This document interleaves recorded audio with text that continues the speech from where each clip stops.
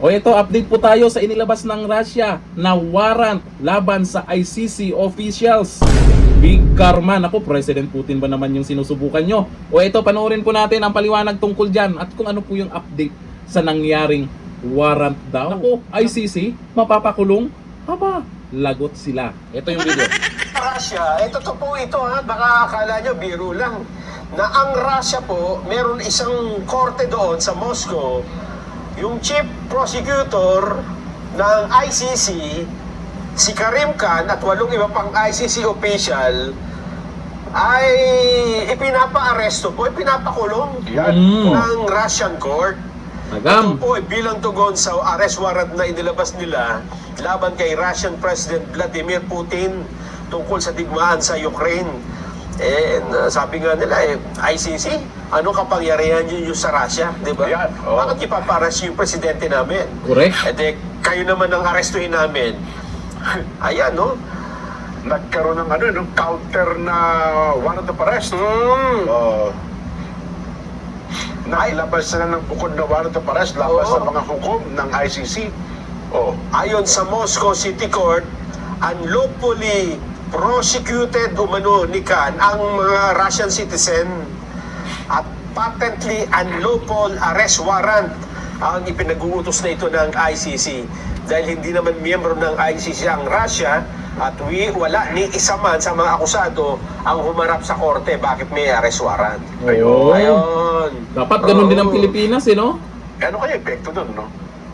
Ano kaya epekto doon sa mga judges? Pag nakita nila.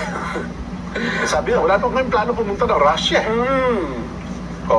Bagay yung The Hague ba ay Netherlands? Netherlands, Ano ba gano'n layo? Kasi di ba minsan may mga taga-Russia na nagpupuntahan dyan eh. Parang by land lang ata yan eh. Kaya yan. Kaya yan. Lalo na kung nakamotor. Naka-big bikes lang, ano?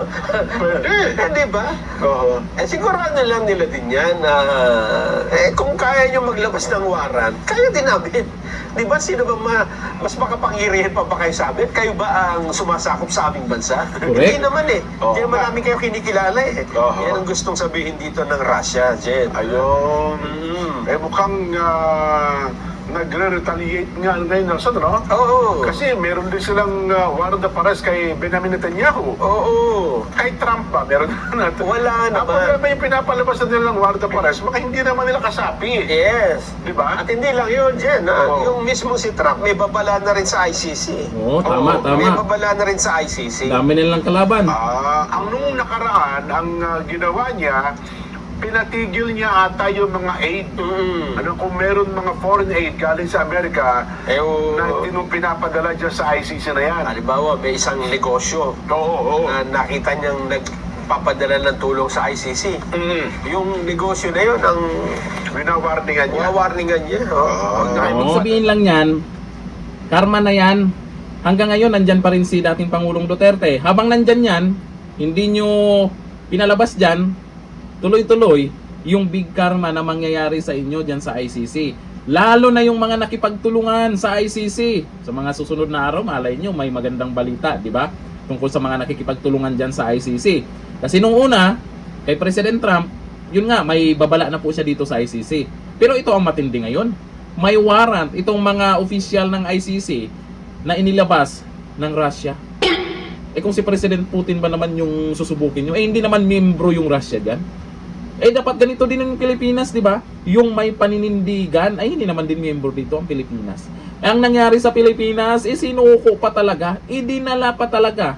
Mismong kababayan ang nagbiyahe, idinala si dating Pangulong Duterte papuntang ICC. Pero sa ngayon pa lang, sa lumalabas po ng mga balita, kasi sabi nung nakaraan, di ba? Hindi totoo yan. Talagang gusto nyo lang kampihan itong ICC dahil ayaw nyo sa Duterte. Pero ang katotohanan, itong mga ICC official ay meron ding mga paglabag pala. May warrant sila at pwedeng makulong ang mga yan. Pag nakulong yung mga yan, magpapalit na naman sila ng tao dyan sa ICC at pakpak ganun. Di ba?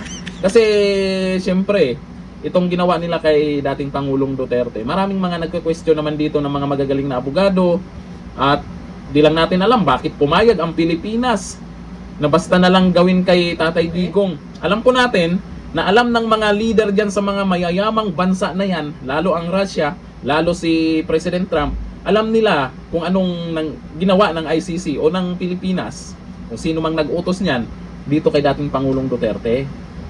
Hindi nila pwedeng baliwalain yan. Malamang meron silang update tungkol dyan. At eto, meron silang ginawang aksyon ayon yan sa galawan ng ICC na hindi naman miyembro itong Russia bilang ganti. Ikaw ba naman president ka ng lugar mo tapos bigla ka na lang gaganon-ganon ng ICC tapos hindi ka naman miyembro dyan? Ba't sila makikialam? Kung kaya nyo maglabas ng warrant, maglabas din kami ng warrant. Tingnan natin kung pupunta kayo ng Russia. Di ba? May magagawa ba ang ICC diyan? Dito sa nangyari po, nung una kay President Trump, ngayon kay President Putin na naman, ay mukhang lumalabas dito wala yung Pilipinas natin. Mahina, sunura na lang tayo sa ICC. Ayon dito sa mga nagkomento, sabi ni Victoria Ocean, karma din pag may time. Ay malamang maraming nagsabi, karma talaga yan. Sabi ni Oliver Dayunior, makulong din kayo ICC. Ay kung magpapahuli talaga sila, kulong talaga yung mga yan. Dapat magkaisa ang lahat ng bansa na huwag nang sumali sa ICC ayon kay Walcon. Marami namang hindi kasali dyan, pero nakikialam lang talaga tong ICC. Marami hindi membro dyan.